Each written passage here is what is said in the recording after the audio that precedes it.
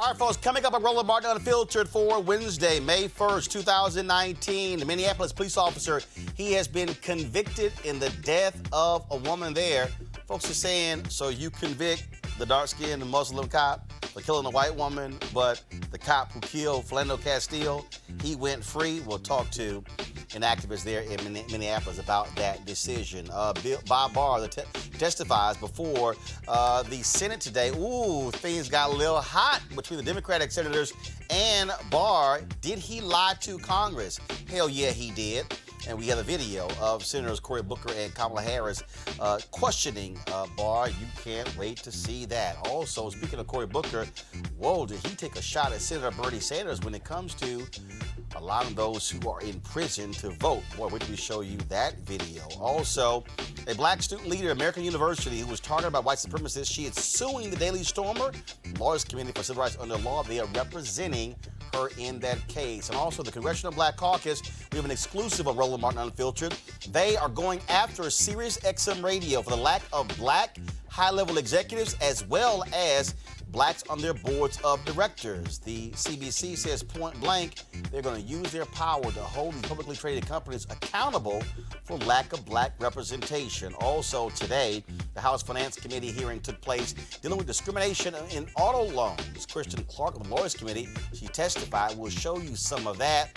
And Stephen Moore, the guy Donald Trump has appointed to the Federal Reserve Board, has to get approved by the Senate. What's up with him and his racist joke about black people living in public housing? When you hear how he tries to explain his actual joke. Also, the president of Bennett College give us an update on the accreditation issues they have been facing. All of that right here on Roland Martin Unfiltered. It's time to bring the funk. Let's go. He's got it.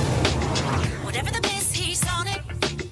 Whatever it is, he's got the scoop, the fact, the find.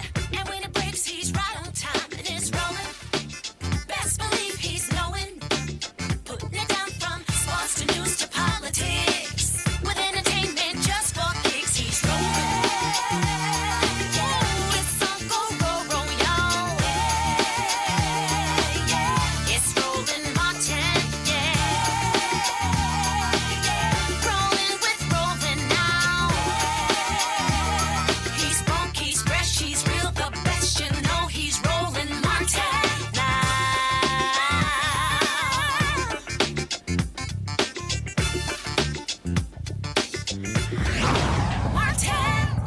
Yesterday in Minneapolis, Mohammed Noor, a police officer, was found guilty of third-degree manslaughter for the shooting death of Justine Damon Ruzick. Took place July 15, 2017. And the reason why this is controversial for lots of folks is that the officer who shot and killed Philando Castile, remember, he wasn't even charged in that case. And folks are saying, oh, so when you have black cop kills white woman, then you have justice. But when you have white cops who kill black folks, no justice. That's what folks in Minneapolis are talking about. The question is, are they right? Joining us right now is Minneapolis activist and attorney, Nakima Levy-Armstrong. Normally, y'all know about Nakima Levy-Pounds, but she since got married. Nakima, how you doing? I'm good, Roland. How are you? Doing great. I take it you're there at a protest right now in Minneapolis? Yes, I am. The protest will be underway soon. I'm going to try to get you a shot of the people assembling. There's a Justice for Justine committee, which consists of Justine Damon's friends and neighbors who have been standing up for justice for her since she was killed. So they organized today's rally and they invited African-American activists and other activists of color to stand in solidarity with them. So what are they actually protesting? Because the officer, he's been found guilty. Yes, he was found guilty, which was unprecedented in the state of Minnesota for an officer to be convicted of murdering a civilian while on duty. And one of the interesting things about this case is the fact that we have white allies, such as the people who knew Justine, who are still calling out the racial inequities and inequalities within the justice system. And they agree with us that there is really no just outcome in this situation because white officers who kill people are still allowed to do so with impunity. The verdict in this case sends a message to black officers that they will be treated like suspects and criminals and not given the same amount of deference that white officers are given when they claim that they feared for their safety. So I've been really impressed by this group of people who are calling out the racial injustices within the system while also demanding accountability for the life of Justine Damon. And, what is stunning here, again, first of all, I've read many counts. People say that this was the just verdict, those of us who believe in justice when you have these police officers who do wrongdoing. But again, to sit here and to realize that what happened with this cop, it sort of reminds me when you had the Asian cop in Brooklyn who shot and killed an African-American who was also found guilty, even though the sentencing was a joke there. Yet, again, folks are saying rarely will you see a white cop who is involved in this where something is happening. And in fact, if I'm correct with this officer here, that the Fraternal Order Police, they weren't even backing this guy.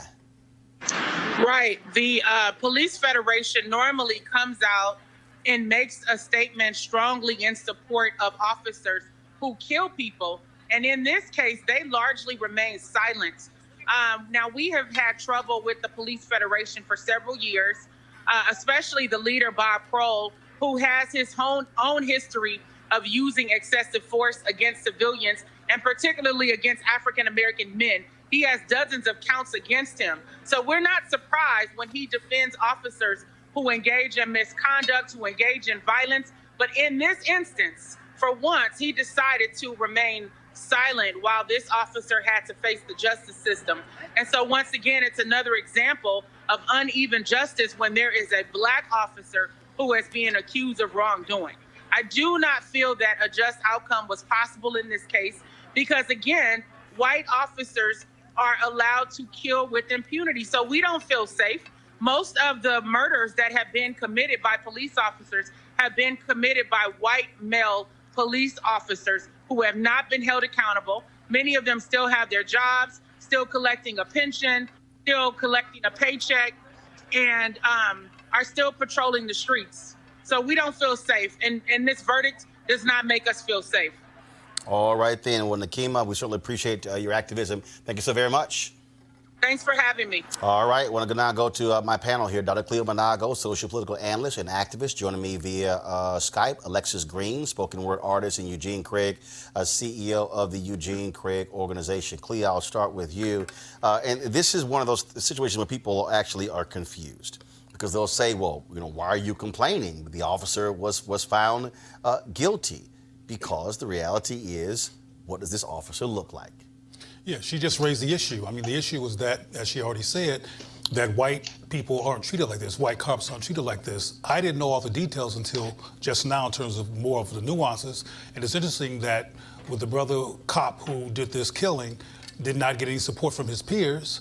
I'm wondering if Diamond's family has that as part of their analysis or their support today while they're having this rally. If they also understand that the black cop who was found guilty might be a victim of racism.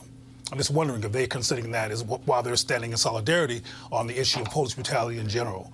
But yeah, I mean, this is pretty much a norm among police systems in this country. When black people are up for grabs, they don't get as much support as the white cops who have done most of the murders. It's pretty much the way it is. Eugene, your thoughts?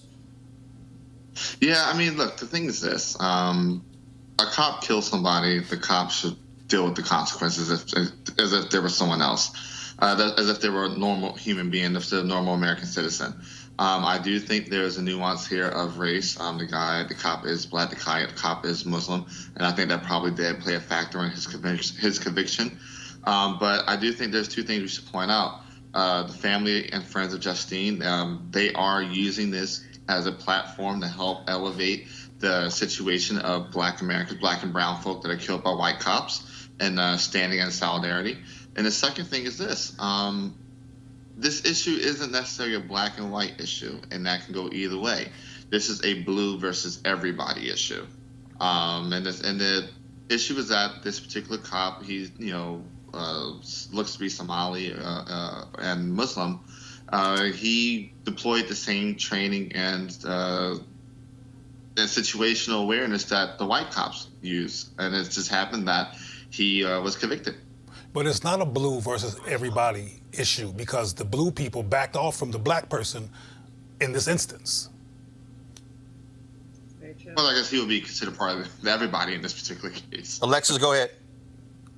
See, for me, I think, well, for one, I want to start off by saying, in an effort to highlight the unity or the opportunity for unity in this moment, I think that it's remarkable that the white people who are grieving over Justine's death can even take this moment of grief and this moment of, getting a conviction, like she actually got justice, and still use this opportunity to highlight Black Lives Matter issues and the issues with injustice for Black people who end up in the same situation as Justine. So I do think we have to give credit where credit is due, because they didn't have to do that. They could just say, we got our justice and let's just move on with our own business. But they took that moment to highlight other issues within other communities. So I have to give credit where credit is due on that. The second thing I would say is that when it comes to, if this was a white cop and a Black person was the victim, it would be handled differently. We've seen that time and time again. So by no means am I saying that a Black officer should get away with killing a white person. I'm saying that any cop who kills an innocent person, whether they're Black, white, blue, brown, whatever, they should be convicted. So it doesn't matter what race the cop is. It's just a matter of if there should be justice for all. Justice for Justine as a white woman, but also for everyone else as Black people, brown people, or whatever color people. Absolutely, and well, so good. It comes down to simple justice, and what it boils down to. Speaking of justice, did we actually have any of that today when Bill Barr testified before the Senate Judiciary Committee? I'm sorry. It was quite interesting today. Of course, he was saying that he was not going to do so because he couldn't dare get questioned by other folks. Now we also have a report I got in just a few moments ago. The Wall Street Journal is reporting that Attorney General William Barr is not expected to testify at a House Judiciary Committee Thursday. I guess today didn't go so well for the Attorney General. Man, he under withering questions from Democrats, Republicans. I'm sorry, Regina, I don't know what the hell they keep doing. They brought up Benghazi and Hillary's emails again. I mean, what the hell next? I think they want to relitigate Whitewater and Ken Starr. But here's some video here, folks, when Senator Kamala Harris asked Barr whether or not the White House asked or suggested he investigate anyone. Attorney General Barr, has the president or anyone at the White House ever asked or suggested that you open an investigation of anyone? I wouldn't. Yes or no? Could you repeat that question? I will repeat it. Yeah. Has the president or anyone at the White House ever asked or suggested that you open an investigation of anyone? Yes or no, please, sir? The president or anybody else? Seems you would remember something like that and be able to tell us. Yeah, but I'm trying to grapple with the word suggest. I mean, there have been discussions of matters out there that they have not asked me to open an investigation, but Perhaps they've suggested, I don't know. I wouldn't say suggest. hinted, I don't know. inferred. You don't know. Okay. Senator Cory Booker, he got a chance to question Barr as well, so check this out. Should the American people be grateful that in the face of our attack on our democracy by a foreign adversary, that the President of the United States made several documented attempts to thwart an investigation into the links between his campaigns and Russia? You use that word grateful again, that the American people should be grateful. Is that something we should be grateful for? I'm not sure what you're talking about. Sir, I'm talking about the attempts that this president made, that Mueller pointed to at least 10 attempts to thwart an investigation into the links between his campaign and Russia. Should we be grateful for those 10 well-documented attempts by Mueller? Are you talking about the obstruction part of the report? I'm talking about the second volume, but let me continue. Should the American people be grateful that Trump had more than 215 documented contacts between Russian-linked operatives and then lied about them and tried to hide them? Is that something the American people should be grateful for any president, this one or any down the road? As I mentioned earlier, during a campaign, foreign governments make and foreign citizens frequently make a lot of attempts to contact different campaigns. If we were right now to go and look at, for example, Hillary Clinton's campaign during the same time frame, then you would see a lot of foreign governments, Sir, like Chinese, trying to establish. And that's, I guess, what I'm trying to say to you, sir, is that we right now have a new normal in our country. We have a document that shows over 200 connections between a presidential campaign and a foreign adversary, sharing information that would be illegal if you did it with a super PAC. We know that. But What information was shared? polling data was shared, sir. It's in the report. I can cite you the page. With who? And I guess my point is that your willingness to seem to brush over this and use words like the American people should be grateful with what's in this report, nobody should be grateful. Concerted efforts for deception, for misleading, inappropriate action after inappropriate action that is clear. And then on top of that, at a time that we all recognize that we had a foreign power trying to undermine our election, you, the chief law enforcement officer, not only undermines your own credibility as an independent actor when there's ongoing investigation still, using the president's own words, having it criticized by the Mueller himself. But the challenge we now have is that we are going into an area where you seem to not even be willing to be in the least bit critical in your summarizations. Eugene, he even lied when they said, did Bob Mueller disagree with your statement? He said, no, he didn't. It was a lie. When he testified before the House before, he told Representative Chris Van Hollen that, no, Bob Mueller did not disagree with him. Now, all of a sudden today, first of all, we now know that Bob Mueller did. He sent a letter, put it down on paper, and the guy's still lying. Yeah, the thing is this, Bill Barr is now caught in perjury. He danced around Senator Harris's questions.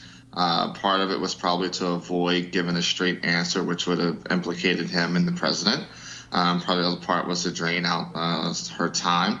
And when it came to Cory Booker's questioning, I mean, look, he's very clearly perjured himself. There's a reason why he's canceling tomorrow's hearing with the House. I think, very swiftly the House should, move to hold him in contempt. And this time next year, when the State of the Union, he decides to march on through, have a sergeant at arms and Capitol Police, go ahead and arrest him. Alexis, I got a kick out of literally just the flat out just lying by Barr and then acting as if he shouldn't. How dare you even question me about any of this? Yeah, I got a kick out of just watching him respond to Senator Kamala Harris in the way that he was just like, stuttering and trying to dance around the question. It's like, this is a clear example of when someone's caught in a lie and they're trying to say everything around it but just admit the truth. It got so hard for me to watch to where it was just like, at this point, you might as well just say I lied or I messed up or whatever. Because he didn't answer any question directly. And I feel like at this point, just by watching the video, anyone can see like your credibility is shot. You're somebody that the American people are supposed to trust, and your credibility is shot now because you can't even answer a simple question in a straightforward manner. Like Kamala Harris had to sit there and give you synonyms after synonyms for you to answer one question. You couldn't do that. So it's like your credibility is shot, and at this point, him canceling the meeting tomorrow, whatever, it makes sense. At this point, you might as well just say I lied or I messed up, or just try telling the truth this time. Cleo, what's quite interesting is this here. I'm going to pull up this statement here, and so this is what was released today. Let me try to blow it up here. So today, the Attorney General testified before the Senate Judiciary Committee for over 5 hours. Blah blah blah blah blah. But this is what I love here. He made himself available to this committee by volunteering to testify this week, meaning the House committee. Unfortunately, even after the Attorney General volunteered to testify, Chairman Nadler placed conditions on the House Judiciary Committee hearing that are unprecedented and unnecessary. Congress and the executive branch are co-equal branches of government, and each have a constitutional obligation to respect and accommodate one another's legitimate interests. Chairman Nadler's insistence on having staff question the Attorney General, a Senate-confirmed cabinet member, is inappropriate. Further, in light of the fact that the majority of the House committee, including Chairman Nadler, are themselves attorneys, and the chairman has the ability and authority to fashion the hearing in a way that allows for efficient and thorough questioning by the members themselves, the chairman's request is also unnecessary. Here's why I'm laughing. Bob Barr had no problem with the White House saying Don McGahn can't testify because we don't want him to. Not invoking executive privilege. So they had no respect for the three branches of government. They are filing a lawsuit against Chairman Elijah Cummings because they want Deutsche Bank to turn over financial records of Trump. Trump and his three children are suing Congress. No respect for the equal branch of government. Third, they have routinely said, no, we're not going to allow others to testify. No respect for the branch of government. Bill Barr, gave Trump's personal attorneys access to the Mueller report before he gave it to Congress. No respect for a co-equal branch of government.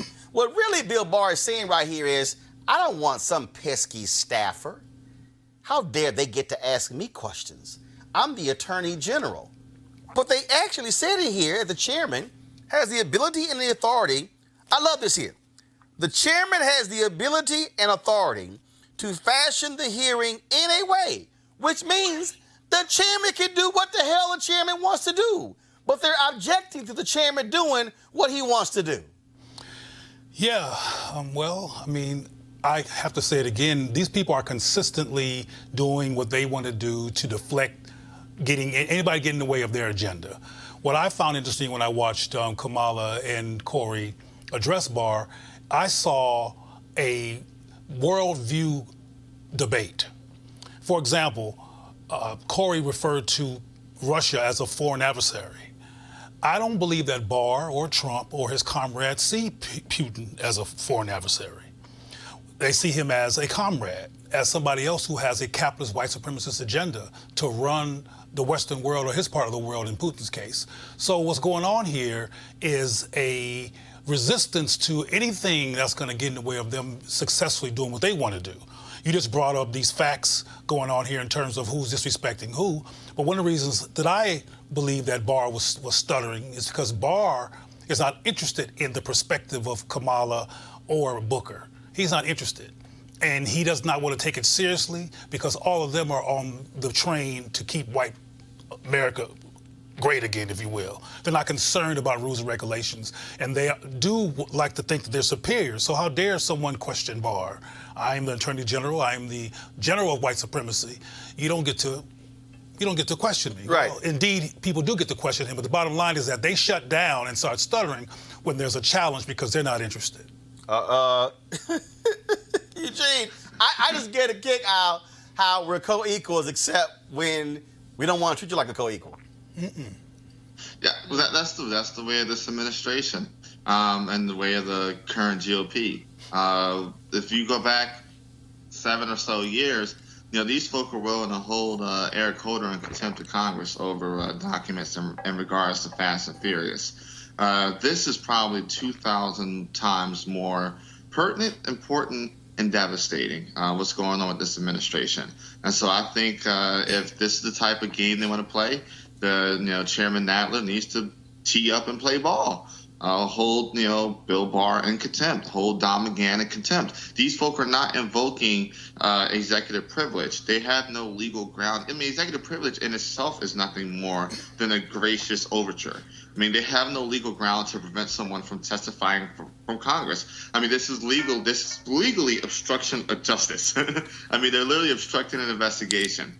And so I think Chairman Nadler needs to get ready to tee up and hold some folk in contempt of Congress. And look, to take it a step further, Congress has the power of the purse. If the AG and the White House want to play this type of ball game, go ahead and go after their budget. But why are they not impeaching Trump? Because they're scared. Because that's the bottom line. Now, let me say it. Democrats are scared. Democrats don't want to play hardball. Mm-hmm. Democrats want to play softball. Yeah. I can guarantee you, there's no way, Alexis, there's no way that if a Democratic president, if President Barack Obama had done what Donald Trump did, I can guarantee you the Republicans will not be saying, well, I don't know. We're not quite sure. Would not be happening, Alexis. That is very true. I mean, I feel like if all this is happening to Barack Obama, there are several reasons why this wouldn't transpire the same way. Aside from him being a Democrat, then him being a black man, this wouldn't happen the same way. Because again, we're talking about which party the president is involved in. We're talking about race when we're talking about white supremacy. So there's a whole bunch of factors that come into play as to why Trump is getting away with this in the first place. Why someone like it would be a Republican white man who can get away with even the allegation that someone from an outside country came in and affected the election. A black man, a black president, Obama specifically, would not be able to even get away with an allegation like that, let alone Trump getting away with it for this long. Because if we're being honest, by the time we even get a full, truthful answer about what happened and if or not Russia was involved with the election, Trump's term will probably be over. And so it's like we're doing all of this when it's like they're just going to drag this out for as long as they possibly can to the point where his term is going to be over and then it won't even matter anymore. But the bottom line is that Obama, different from Trump, was a very, very careful and strategic president. He was very involved in what happened to him optically, and he was very, very careful. One of the ways to look at him in terms of some of his self-consciousness around being careful is watching the first Romney debate with Barack. Trump ain't careful. Trump don't care. Trump doesn't say what he wants to do, and he's not concerned about optics or even the truth. So the comparison is bizarre to me because Obama wouldn't even do nothing like this because he didn't want to offend a lot of people, and Trump don't care. Well, and thugs don't care. Thugs don't care. Eugene, 30 seconds. Hold on 1 second. Hold on, wait. 30 seconds. Go, Eugene. Really quickly, with all the perjury from Bill Barr now to two major committees in Congress, both Judiciary Committee and House and Senate, I think, if they aren't willing to go and impeach Trump, there's a very strong case to impeach Bill Barr. Alexis, go. I think, again, Trump is able to get away with it because, again, white supremacy, being a white Republican man, works in his favor. Well, Obama was, in fact, very much so careful during his presidency, but it's because he had to be for several different reasons. Well, bottom line is, Don, I disagree with that. I do, too. When you're the most powerful person in the country, you go ahead. The final 4 years, you go ahead and use the power. All right, y'all, let's talk about the power of voting. First and foremost, lots of conversation. Democrats have been asked about people who are incarcerated, should they have the right to vote. And all these media people, okay, with this dumbass fixation on, well, what about the Boston terrorists? Like, all the people in jail. Out of all the people in jail, the argument wants to be framed about the Boston terrorists, and then they want to say, what about Dylan Roof? Okay, two people out of there are 2.3 million people who are in prison in America, more than 200,000 on the federal level. And the debate has been around whether or not two individuals should get the right to vote. Senator Cory Booker's like, you know what? I'm tired of this BS my damn self. And he had no problem calling out Senator Bernie Sanders. Press play. I want to ask you about in your Justice for All plan, you've long worked on criminal justice issues. You want to give convicted felons the right to vote. As I'm sure you know, Senator Sanders has said they should not only have the right to vote when they're released from prison, they should have that right while they're incarcerated. Do you agree with him? I just think that is a frustrating debate that we seem to now be having. As a guy who lives in an inner city black community and knows that there are millions of Americans that are being arrested and convicted and should never be there in the first, and not only lose their right to vote, but they lose their liberty. Let's get this conversation back to where it is right now. Our prison population in this country has gone up 500% since 1980 alone. We locked up more people for marijuana in 2017 than all the violent crimes combined. And so here we have a nation that takes away people's liberty and their right to vote for doing things that two of the last three presidents admitted to doing. So if Bernie Sanders wants to get involved in the conversation about whether Dylan Roof and the marathon bomber should have the right to vote, my focus is liberating black and brown people and low-income people from prison, because we have a system in America, as Brian Stevenson says, it treats you better if you're rich and guilty than if you're poor and innocent. My focus is tearing down the system of mass incarceration so that we don't even have to have the debate about people's voting rights because they're not going to prison in the first place. People that don't belong there are there, and I'm going to stop that as president. Cleo, Senator Booker's there saying, basically, Bernie Sanders, damn it, stop falling for the okie doke, falling for the bait. Well, not only from my perspective is it falling for the okie doke, but Bernie Sanders has a white worldview.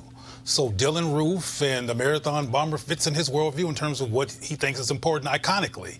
And Booker, who's a black man, talked about what was important to him iconically as a black man in terms of the majority of people being in prison don't look like Dylan and don't look like the marathon bomber. But Eugene, my problem is these are these stupid folks in mainstream media who want to run to, again, the absolute extreme as opposed to what Senator Cory Booker is saying. It's like, no, look at the totality. And so, so what? Should Dylan Roof be able to vote? And Booker's like, really? So you're going to talk about him, but you're going to skip the person who had a third strike, who's frankly, non-threatening felon who's stuck in federal prison. But that's the BS you have from these mainstream media people. Yeah, when we're discussing this, you got to bring it to the origin of it. The reason we're having this discussion is because the question came from somebody that was a member of a police union who probably don't want convicted felons to have their right to vote back regardless. Right. And framed it in that particular way of the Boston bomber and just like snowballed from there. But the thing is this, we shouldn't be talking about this in the extremes. The majority of folk behind bars right now are nonviolent drug offenders. And the thing is this, if you're going to count these people when it comes to the census, which directs how federal dollars are doled out and whatnot, if you're going to use these people to keep communities alive, because when you have these folk incarcerated, it creates jobs at the prisons, then absolutely these people should have a right to vote and have a say in what's going on in the world around them. Alexis? Yeah, I agree with Cory Booker. I don't think that we should take extreme examples when looking at this issue. I think if the question is, should people who are incarcerated be able to vote, I think there should be rules and regulations around it. I think it should be not people who are convicted of violent crimes. If you're convicted, you're in prison for selling marijuana or something like of that nature, then yes, I think you should have the right to vote. If you're in prison for bombing or shooting up a church, no, you shouldn't have the right to vote. I think there could be regulations to it. All right, folks. Hey, remember the story of the American University student, a sister? Her name was Taylor Dumpson. She was the first black president at American University. Well, she was targeted by these white supremacists. Well, she is now with the Lawyers Committee for Civil Rights Under Law suing the Daily Stormer for $1.8 million for that online harassment. They, of course, previously beat them, but now they're going after them and also the website as well. And so we certainly wish them good luck in that particular case as well. And so it makes loads of sense. Speaking of the Lawyers Committee for Civil Rights Under Law, today there was a hearing on Capitol Hill dealing with the issue of discrimination in auto loans. Kristen Clark, she, of course, is the executive director and president of the Lawyers Committee for Civil Rights Under Law. She testified about the impact of discrimination when it comes to auto loans. And don't forget, the Trump administration, one of the first bills they signed, Republicans got rid of an Obama-era law that dealt with discrimination in auto lending. Here's some of that hearing. Discriminatory auto lending poses grave financial danger to African American, Latino, and other vulnerable consumers.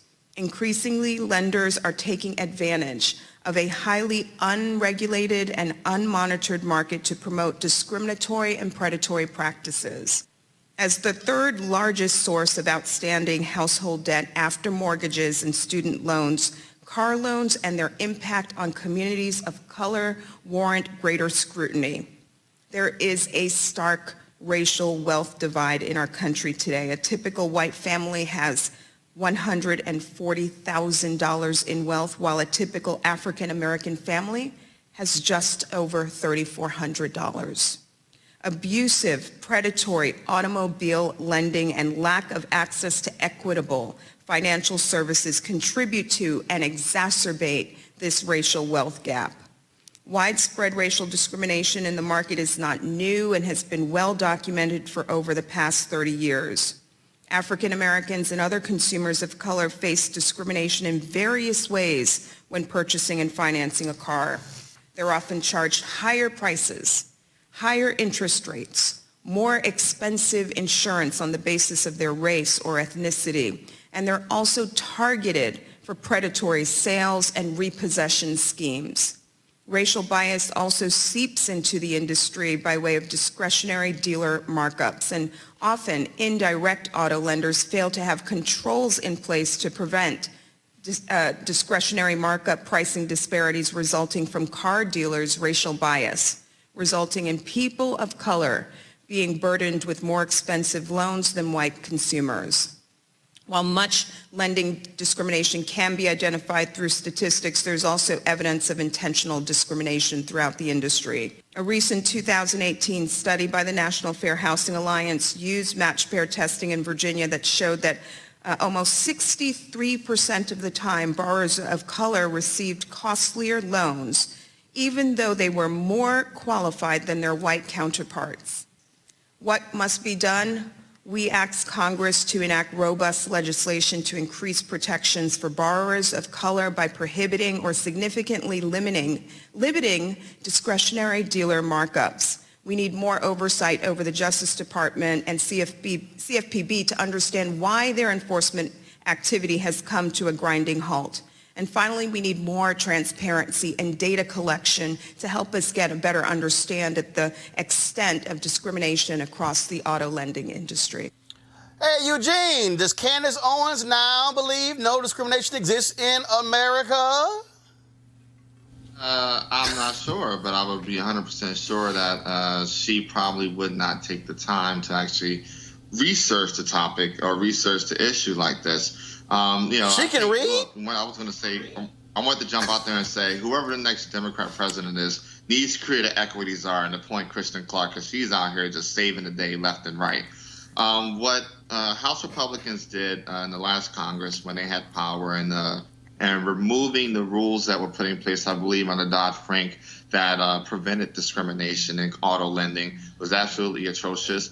I'm grateful that the House Economic Matters Committee is taking a look at this and looking to put some of these rules back in place, because look, there are still vestiges of redlining and other forms of lending discrimination from the Jim Crow era that still affect us today. Alexis, what you have here is, again, you have Republicans who want to act as if everything is all well, we don't need these things. And again, they undid an Obama-era rule that specifically dealt with discrimination in auto lending. And see, I think the problem is that when we start talking about discrimination or racism, systematic oppression, this is an example of what we're talking about. So when Republicans or Black people who forget that they're Black start talking about there is no discrimination in America, there is no racism, it's like, it's in the systems. It's in instances like this where people can systematically oppress Black people or people of color. Like she talked about, Ms. Clark talked about the wealth gap widening because of issues like this. This is how they keep Black people oppressed and in these, situations. And I just personally think that when it comes to little ways that people can enforce racism and discrimination, we have to, like Ms. Clark is doing, we have to really pay attention to all the ways that racism and discrimination can be implemented into society to try to weed it out. And again, just before I go to Cleo, just for folks to know that this was one of the first things Republicans took up in the United States House when they had control. And do y'all remember that scene on the floor when Congresswoman Maxine Waters was having none of it with this other Republican, and she says, "I will not yield"? They were talking about this very issue. Mm-hmm. Y'all know I had to play Auntie Maxine. Henry, go to my iPad. Make sure that we're making America great every day in every way. And the best way to do that is to stop talking about discrimination and start talking about the nation. We're coming together as a people in spite of what you say. Thank you, gentlemen. I yield back. Gentleman's time has expired. Members are reminded to address their remarks to the chair. The gentleman from Texas reserves, the gentlelady from California. Thank you very much. The gentleman, Mr. Kelly, please do not leave. Because I want you to know that I am more offended as an African-American woman than you will ever be. And this business about making America great again, it is your president that's dividing this country. And don't talk to me about the fact that we don't understand what happens on the automobile. No, I will not yield. No, I will not yell. Okay. Don't tell me that we don't understand. That's the attitude that's been given toward women time and time again. The gentlelady will suspend. The chair wishes to remind all members that they are to address their remarks to the chair. I Gentlelady will respect the continue. chair, but don't stop me in the middle when you didn't stop him in the middle. And so I shall continue. Don't you dare talk to me like that and think that somehow women don't understand what goes on the floor of automobile dealers. Minded to direct her remarks to the chair. The gentlelady will continue And I am saying that in I order. will continue to do that. However, I don't appreciate that you did not interrupt him when he was making those outrageous remarks about him knowing more about discrimination than I know about discrimination. I resent that, and I resent the remark about making America great again. He's down here making a speech for this dishonorable president of the United States of America. Having said that, I reserve the balance of my time, and no, yield? I do not yield not 1 second what I to you. expected. Thank you, Not ma'am. 1 second. Not 1 second to you. Ooh, hashtag team whip that ass, Cleo. Well, what we just witnessed, particularly with what was the white dude's name? Don't matter. We just witnessed a contrast between black mental health and white mental illness. And what I mean by that is that the white dude said he understood discrimination. Now, we need to read between the lines. When a white person says they understand discrimination, they're talking about against white people and against white interests and white supremacist values. Let's be real clear. If we listen to it with logic or with some type of utopian perspective, we'll get lost. He means discriminating against us because our numbers are dwindling and we don't want to lose power. That's what he means. But Maxine is always known to be a strong, vibrant black woman who knows who she is, and I've known her for many years, and she's quite brilliant, quite focused, quite aware, quite healthy, and she always does not sit around and take any smack. But we need to understand what we're dealing with. She was trying to shut down, and she's effectively shut down, a raving, irrational white supremacist who was trying to control the floor with his agenda, and the good thing that she did was deflect that crap. But again, because it is crap. But the bottom line is they did repeal it, sign it into law because they don't want to deal with the very issue. All right, folks, we come back on Roland Martin Unfiltered. We're going to talk about Bennett College and their issues with accreditation, and Sirius XM Radio. The Congressional Black Caucus has some questions for them, saying, where are your black executives and where are your black board members? All that next on Roland Martin Unfiltered. You want to check out Roland Martin Unfiltered? YouTube.com/Roland S. Martin. And subscribe to our YouTube channel. There's only one daily digital show out here that keeps it black and keep it real. It's Roland Martin Unfiltered. See that name right there? Roland Martin Unfiltered. Like, share, and subscribe to our YouTube channel. That's youtube.com/Roland S. Martin. And don't forget to turn on your notifications so when we go live, you'll know it.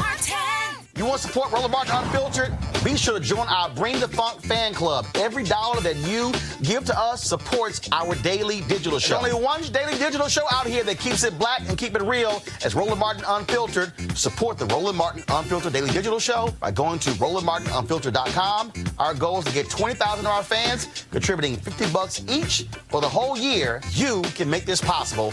RolandMartinUnfiltered.com.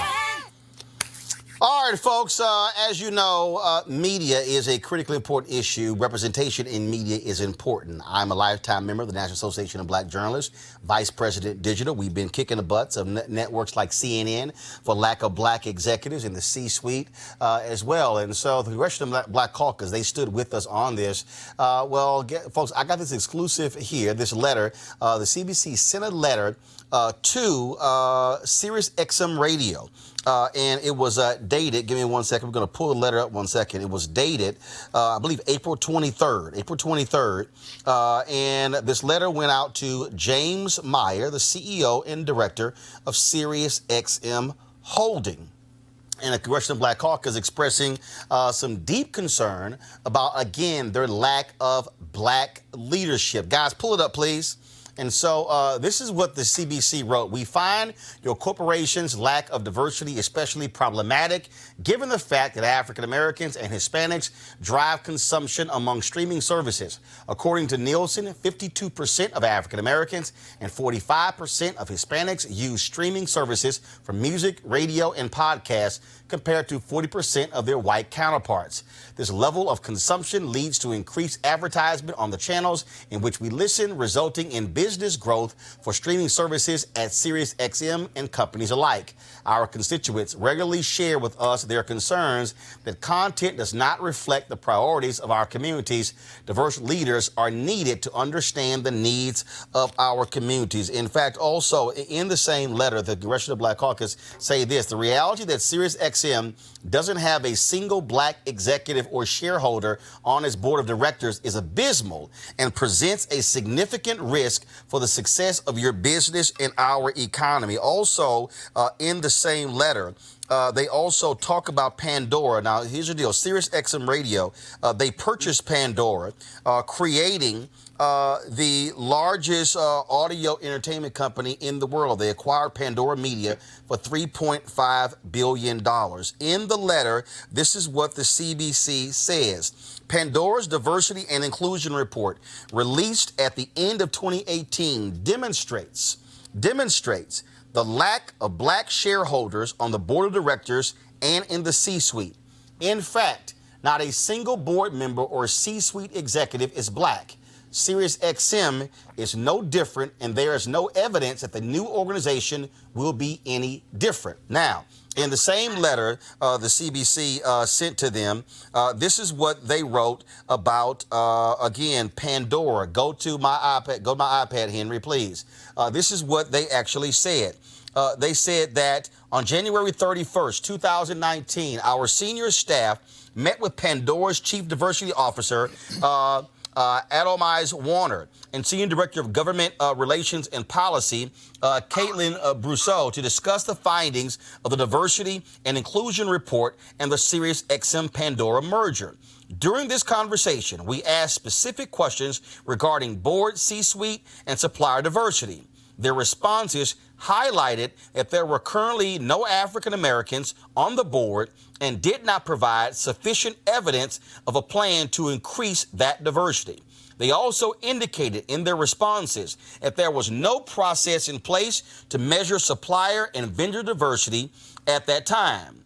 The stats showing an increase of employees of color in leadership roles from 20 to 22%, and the percentage of women in leadership roles rose from 38 to 39%, shows that the status quo will not accomplish the results our constituents wish to see. The letter was signed by Karen Bass, the chair of the Congressional Black Caucus, Congresswoman Barbara Lee, CBC Diversity Task Force co-chair, and also Congressman G.K. Butterfield of North Carolina, co-chair of the same CBC Diversity Task Force. Now, folks, let me also just further unpack this. As I said, the CBC joined us with NABJ in demanding accountability from CNN for having no black executive producers, no black vice presidents, no black EPs, no black SVPs, no black executive vice presidents, and no black direct reports. That was about 2 months ago. To this day, there's been no improvement at all, nothing happening at CNN. This is why pressure is important. You also might remember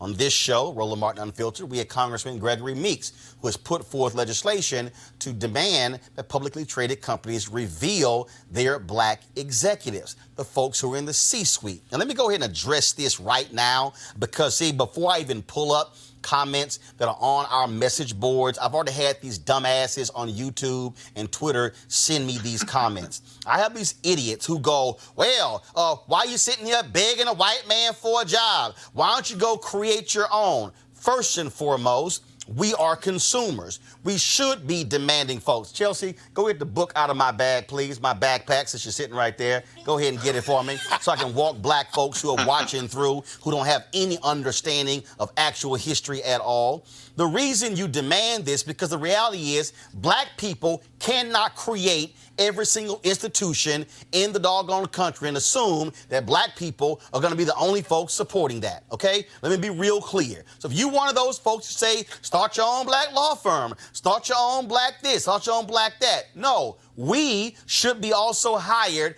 in those positions, in those companies as well. It's called reciprocity. That's what we've always done. And so we should have people like the CBC and NABJ and other groups demanding those very things. And so if any of y'all start that mess with me about we need to start our own, black folks supporting our own, I'll ask you. We got a black-owned media show here. There's no other show like this here. Are you writing a check? Are you part of our fan club? If not, you one of those folks who all you doing is running your damn mouth and doing nothing. So that's why I'm calling you out.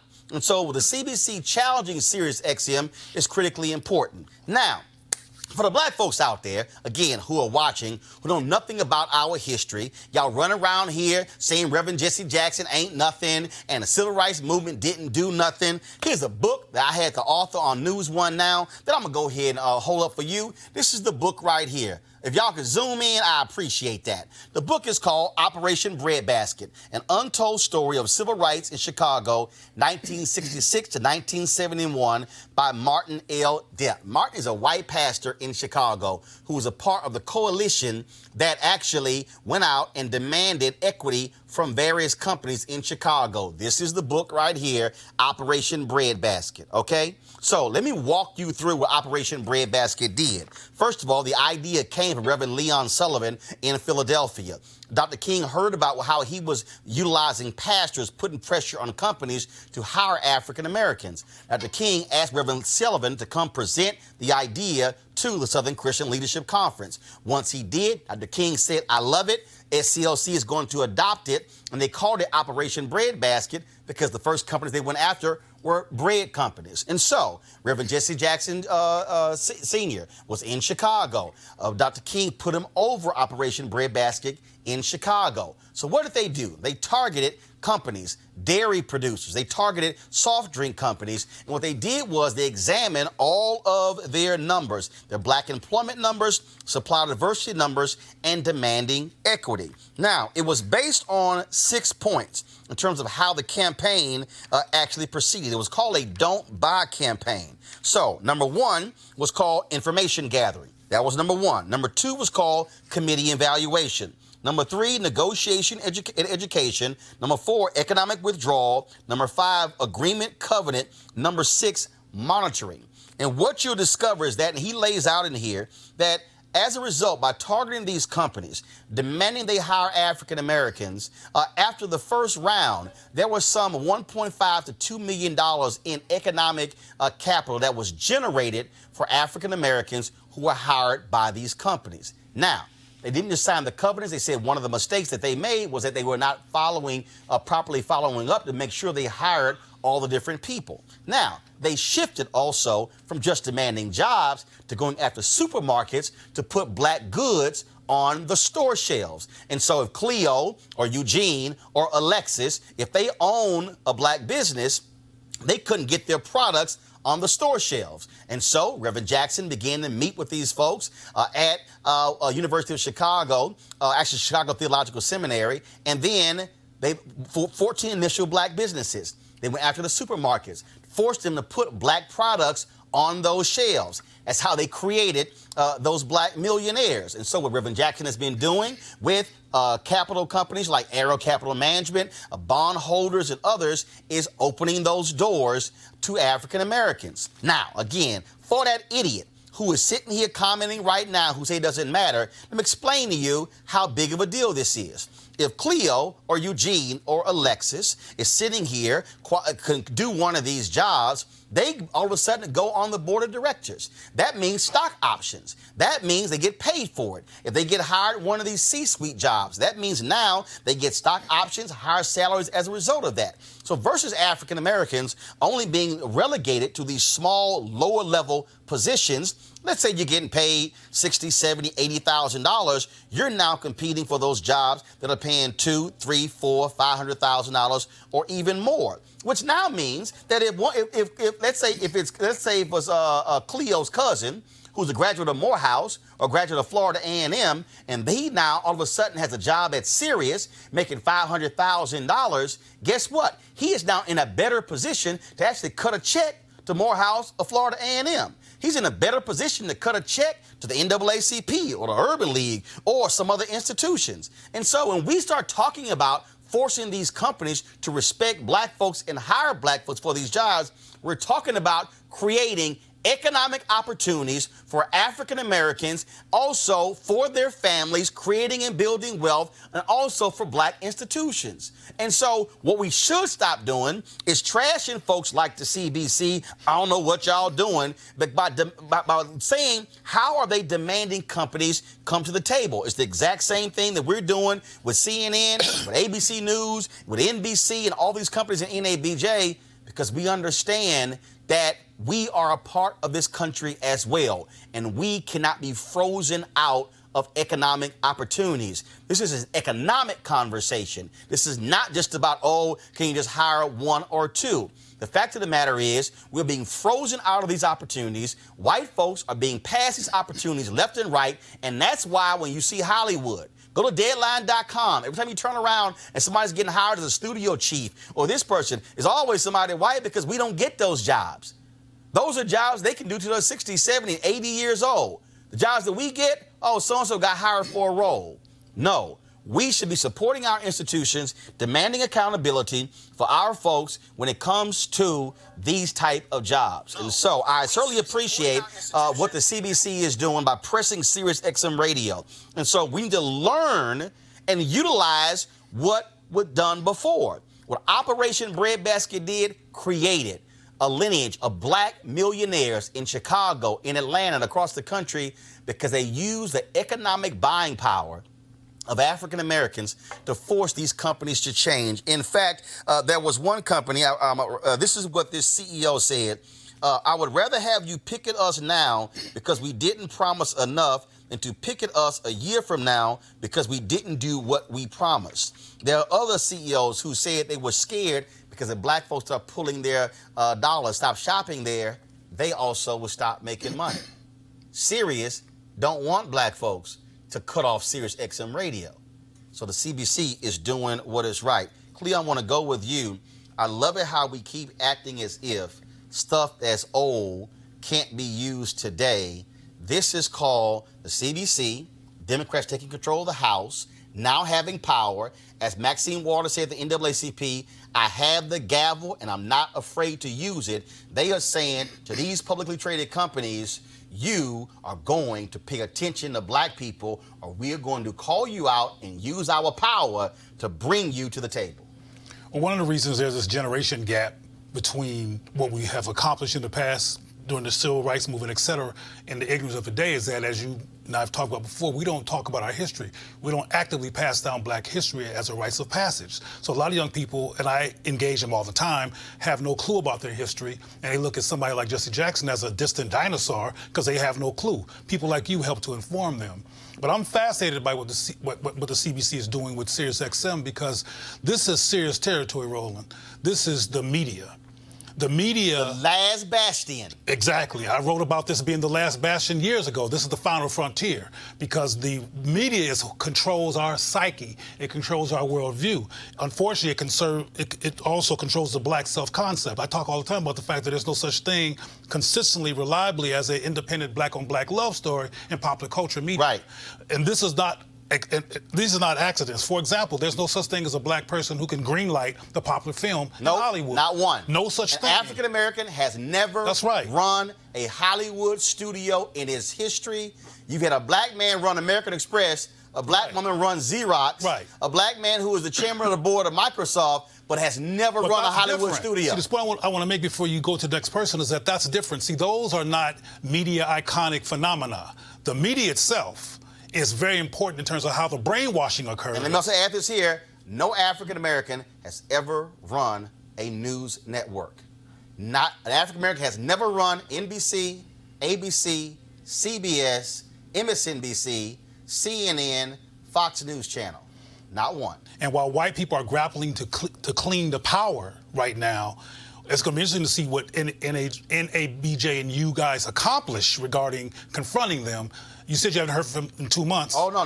But they still, CNN is still tripping because they're like, we're not going to talk to NABJ I know. because of Roland. Because of Roland. But guess That's what? an excuse. But here's the piece, though. We have elections in May. I'm running unopposed.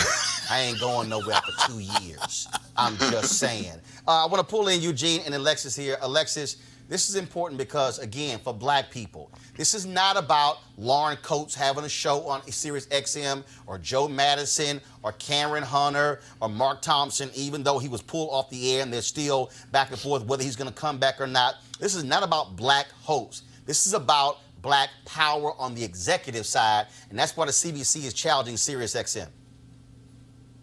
Yeah, so I think that, so the first thing I want to say is that you're talking about there not being any black executives on different levels of executives. So we're talking about VPs, SVPs, like different tiers of executives. And so for me, the first thing I want to say is if this was a conversation about there not being, let's say, for example, just any black VPs, like just one tier, then we can run with the argument, okay, maybe it's a coincidence or maybe, it just so happened to be like that, because we also don't want to start getting token black people either. But we're talking about there's different tiers to the executives, and there's not a single black person in any of these tiers, then it becomes suspicious. Then it becomes you couldn't find one black person, you couldn't find multiple black people to be in these positions. And that means no black pipeline. That does need to be had. That means no pipeline. So which means that if you don't get the lower level executive job, hell, you'll never be CEO because you're not even in the pipeline.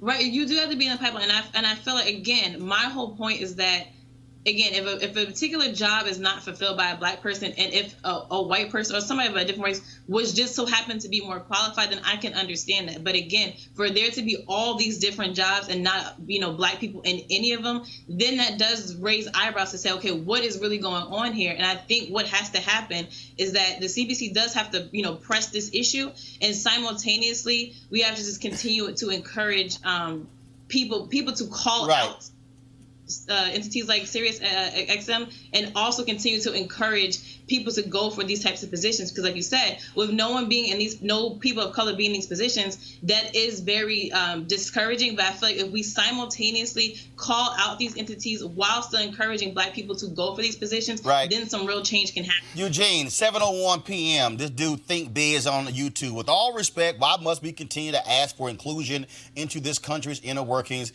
Maybe a new movement to build our own with us in the driver's seat is a better approach for 2019. Hey, Think Biz, have your ass cut a check? Have you even given $5 to Roland Martin Unfiltered? See, this is what kills me, Eugene. This notion that somehow, well, no, let's don't even do that. Hell no. We built it, we want it, and we're going to demand it. Yeah. And again, black folks use our economic power to say, if you don't give it to us, you're not going to get paid. So the thing is this, Roland, what makes this more damning in 2019 than what it was when Operation Breadbasket was being implemented is this. The number one product of Pandora and every other streaming service is hip-hop music and hip-hop adjacent music. Hip-hop streams, sometimes 5 to 10 times better than pop, than rock, than country, which a lot of times, in the case of Taylor Swift, isn't even available on streaming services. And so, the thing is this. It's not, we're asking for equity and a seat at the table because you're taking our product and you're making billions off of it. It's something that's being discussed across the hip-hop community all over, because it's like, hey, what's the true value of a stream? You're paying, pennies on a dollar, literally half a cent per stream, but you're raking in billions in advertising. And the merger with XM Sirius and what they're trying to do with the accessibility of the Pandora side and accessibility of the XM Sirius radio side is absolutely crazy. And there's literally no argument they can make when they're paying somebody like a Howard Stern, who is literally a dinosaur, who's losing appeal day in, day out, $100 million a year, and have very few limited options for black content. And it's absolutely demonstrable. And let me just say this real quick, because again, it kills me for these people who don't know a damn thing about history. Vision Board Promotions on YouTube, I'm going to call you out. I've yet to see or hear about a low-level black employee rising to a VP or CEO in corporate America Maybe there's one somewhere out there. Yeah, Vision Board Promotions. You ever heard of Don Thompson? Started as a worker at McDonald's, became the first black CEO of McDonald's worldwide. Yes, Don Thompson. Look him up. DonThompson. How about Ursula Burns, who was the assistant to the CEO at Xerox? Guess what? She later became the CEO of Xerox. So the reality is there are black folks. The point is, if we are not in the pipeline, we will never be CEO and in control of those dollars. And so we'll continue to cover this story with the CBC holding them accountable. I didn't do this story yesterday. I got to get it in. We were at the American Heart Association event Monday, Greensboro, North Carolina.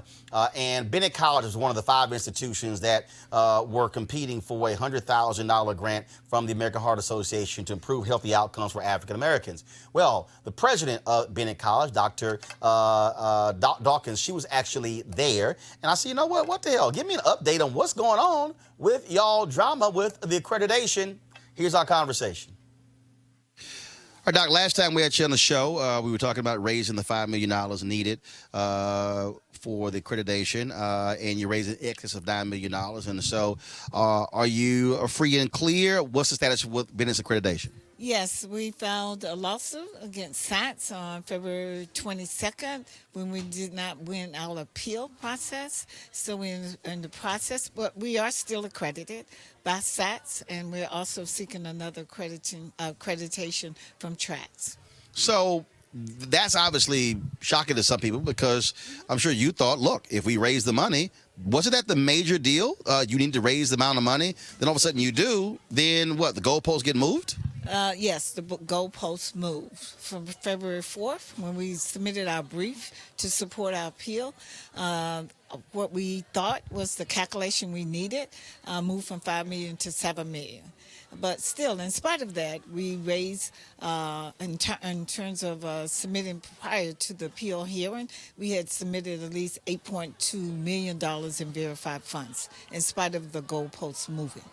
And so now you got to spend money on lawyers and things along those lines, which sort of defeats the purpose of raising all the money that's supposed to go to students. That's correct. So now we are seeking to raise funds to help with our legal fees, at the same time provide appropriate services to our students to help us reach our fiscal stability. Now, is there an issue with this, with the accreditation? I mean, is it, what's the issue here? Because surely that had to have thrown you, that, all the fundraising you were doing, then all of a sudden, I'm still having to deal with drama with the accreditation. Right. It's a hard appeal to swallow. We only have 1 out of 90 standards that we had to address at the time, and that one's on financial resources. And so we thought that the only thing we needed to do is raise $5 million that would help our appeals case, but they did not recognize those funds. All right, so that's going to take a year to 18 months. In the process, what are you doing to ensure the future viability of Bennett? So we're also seeking another accreditation from a national accrediting body called TRATS. At the same time, we are accredited by SATS, COC. So it's conceivable that we may maintain 2 accreditations at the same time. And obviously, for folks who don't understand, in order for your students to be able to qualify for financial aid, you have to be accredited. And so those things are too. In the case of Morris Brown, when they lost their accreditation, those students who went there, they couldn't qualify for federal loans. That's correct. So the goal is to maintain an accreditation, either by SATS or TRATS, and both are recognized by the Department of Education. So both, if we are accredited by either one of those bodies, our students can receive federal financial aid. All right. Well, look, we certainly appreciate it. And anything you need, be sure to reach out to us, and we'll keep spreading the word on our platform. Well, thank you. The Roland Martin Show has been good to Bennett College, so thank you for your support. All right, Bennett, we're going to keep standing by y'all. Also, real quick, here we go to my iPad. For the first time, an African-American and a woman is the head of, that's breaking news. Remy Ma, the rapper, arrested for misdemeanor assault. What the hell? You on parole and you getting arrested. 1 month left and you getting arrested for beating somebody up at a birthday party. I'm not losing my money because of you. Here we go to my iPad. Adrienne Jones, first African-American elected head of the Maryland House as a House Speaker. She was unanimous election. It came down to 3 African Americans. Republicans threw their support when they couldn't choose one and threw their support behind her. And so, again, a black woman, first woman and first African American who is head of the Maryland House. Hopefully, Eugene, we're going to see some black stuff come out that house now, but we'll see. Let me tell you something. We talk a lot about black political power. What the Legislative Black Caucus did with this speaker's race, they held their own, they held out against literally the weight of the entire Democrat Party and said, look, we want a black speaker. We're only going to work with a black speaker. We're only going to vote for a black speaker. Even Adrienne Jones, who was Speaker Pro Tem under the last speaker, the race started out with 3 people. She ended up with throwing her weight behind the gentleman, Delegate Davis. And look, the LBC said, we'll partner with the GOP. And I commend Delegate Kipke for delivering the GOP votes en bloc for a black speaker, and forcing the Democrats, who literally turned their back on the LBC for the power for the Dem establishment, to make this happen. And so Adrienne Jones is a compromise between all sides, and that's what you have today, and it's history being made. Eugene, I certainly appreciate it. Thanks a lot. Alexis, thank you so very much. Cleo, we appreciate it as well. Hey, folks, the reason why you should be supporting Roland Martin Unfiltered, joining our Bring the Funk fan club, signing up via Cash App, PayPal, or Square, because we cover stuff nobody else covers. Trust me, mainstream media not going to say jack about the CBC going after Sirius XM Radio, because their executive suites look the exact same way as Sirius XM Radio. And so we want you to support us for what we're doing. This is about black dollars, about us being in control of our narrative, being in control of power as well. And so that's what it's all about. Go to RolandMartinUnfiltered.com, join our Bring the Funk fan club. You can sign up. Look, you can give monthly, you can give one time, once a year. It doesn't matter. But we have to depend on you to keep our doors open and to keep telling our story independently and without having to ask anybody else for permission. All right, folks, I got to go. Y'all have an absolutely great day. Holla!